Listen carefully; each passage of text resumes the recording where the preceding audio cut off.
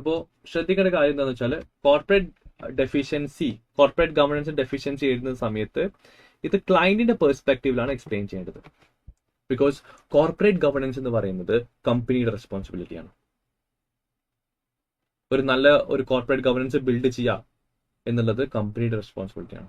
അപ്പോൾ corporate governance deficiency ഉണ്ടെങ്കിൽ അത് ക്ലയന്റിനെയാണ് എഫക്ട് ചെയ്യുക. അപ്പൊ ക്ലയന്റിന്റെ പെർസ്പെക്റ്റീവിലാണ് നമ്മൾ എന്ത് പറയേണ്ടത്? കോർപ്പറേറ്റ് ഗവർണൻസ് ഡെഫിഷ്യൻസി എക്സ്പ്ലെയിൻ ചെയ്യേണ്ടത്. ക്ലിയർ ആണല്ലോ? അപ്പൊ എപ്പോഴാണ് ഒരു കോർപ്പറേറ്റ് ഗവർണൻസ് ഡെഫിഷ്യൻസി ഉണ്ടാവുക?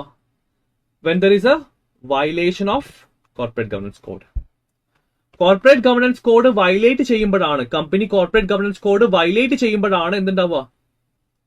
കോർപ്പറേറ്റ് ഗവർണൻസ് ഡെഫിഷ്യൻസി ഉണ്ടാവുക. ക്ലിയർ ആണല്ലോ? അപ്പൊ കോഡ് ഏതൊക്കെയാണെന്ന് പഠിച്ചു വെക്കുക.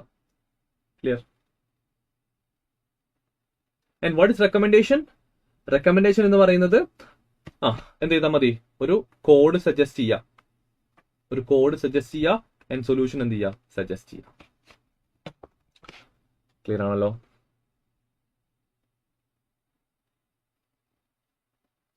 ഓക്കെ. സോ ഇവിടെയും നോക്കുക, മാർക്കിംഗ് സ്കീം സെയിം ആണ്. എങ്ങനെയാ? ഡെഫിഷ്യൻസി പറയുന്നതിന് 1 മാർക്കാണ്, റെക്കമെൻഡേഷന് 1 മാർക്കാണ്.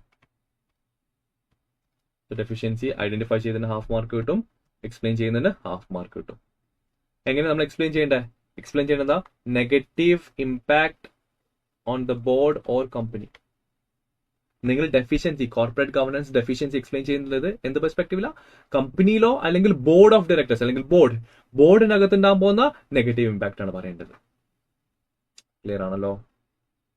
നെഗറ്റീവ് ഇമ്പാക്ട് ആണ് നിങ്ങൾ പറയേണ്ടത്, അല്ലാതെ പോസിറ്റീവ് ഇമ്പാക്ട് അല്ല പറയേണ്ടത്. കമ്പനിയിലോ അല്ലെങ്കിൽ ബോർഡിനകത്ത് ഉണ്ടാകാൻ പോകുന്ന നെഗറ്റീവ് ഇമ്പാക്ട് ആണ് പറയേണ്ടത് കേട്ടോ. ആൻഡ് മനസ്സിലാക്കുക, ഇത് ക്ലയന്റിന്റെ പെർസ്പെക്റ്റീവിലാണ് അല്ലെങ്കിൽ കമ്പനിയുടെ പെർസ്പെക്റ്റീവിലാണ് സംസാരിക്കേണ്ടത്. ഓക്കെ, ഒരു എക്സാമ്പിൾ നോക്കാം.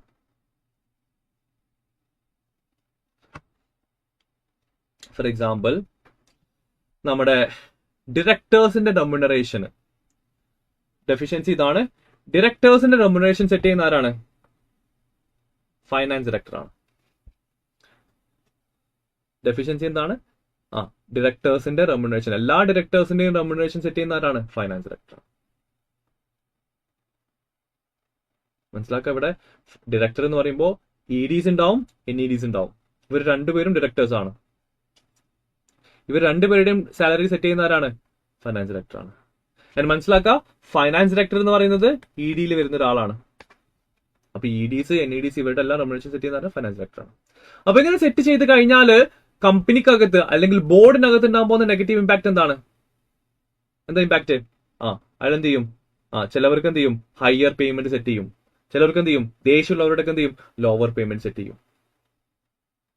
ശരിയല്ലേ? ഇതാണ് ബോർഡിനകത്ത് ഉണ്ടാകാൻ പോകുന്ന ഒരു നെഗറ്റീവ് ഇമ്പാക്ട്. ക്ലിയർ ആണല്ലോ? And what is the solution here? What's the recommendation here? എന്താ റെക്കമെൻഡേഷൻ? എന്താ? ഒരു റെമ്യൂണറേഷൻ കമ്മിറ്റി എന്ത് ചെയ്യണം? നമ്മൾ അപ്പോയിന്റ് ചെയ്യണം. ആൻഡ് ഈ റെമ്യൂണറേഷൻ കമ്മിറ്റിയിൽ എന്തായിരിക്കണം? ഇൻഡിപെൻഡന്റ് NEDs ആയിരിക്കണം. ഇതെല്ലാം റൂളാ. ഞാനിപ്പോ യെല്ലോയിൽ ഹൈലൈറ്റ് ചെയ്ത എന്താണ്? റൂളാണ്. ഈ യെല്ലോയിൽ ഹൈലൈറ്റ് ചെയ്തെല്ലാം റൂളാ. ഇതെല്ലാം റൂളാ.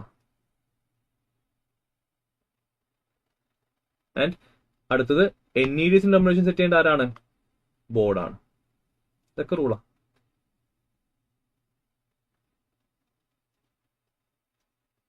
റൂൾ എഴുതി വെച്ചു. എന്താ? NEDs റെമ്യൂണറേഷൻ സെറ്റ് ചെയ്യേണ്ടത് ആരാണ്?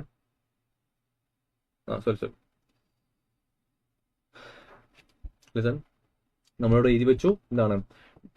EDs റെമ്യൂണറേഷൻ സെറ്റ് ചെയ്യേണ്ടത് ആരാണ്? റെമ്യൂണറേഷൻ കമ്മിറ്റിയാണ്. ആൻഡ് ഈ NEDs റെമ്യൂണറേഷൻ സെറ്റ് ചെയ്യേണ്ടത് ആരാണ്? ബോർഡാണ്. ക്ലിയർ ആണല്ലോ? ഇത് പറയാം. ആൻഡ് ഓൾസോ നിങ്ങൾക്ക് വേണമെങ്കിൽ ഒന്നുകൂടി പറയാം, ഒരു സൊല്യൂഷൻ ആയിട്ട് എന്ത് പറയാം? ഫൈനാൻസ് ഡയറക്ടർ ഓൾറെഡി നിങ്ങൾക്ക് വേണമെങ്കിൽ സ്റ്റാർട്ടിംഗിൽ പറയാം. എന്ത്? ഫൈനാൻസ് ഡയറക്ടർ റെമ്യൂണറേഷൻ സെറ്റ് ചെയ്യാൻ പാടില്ല എന്ന് പറയാം.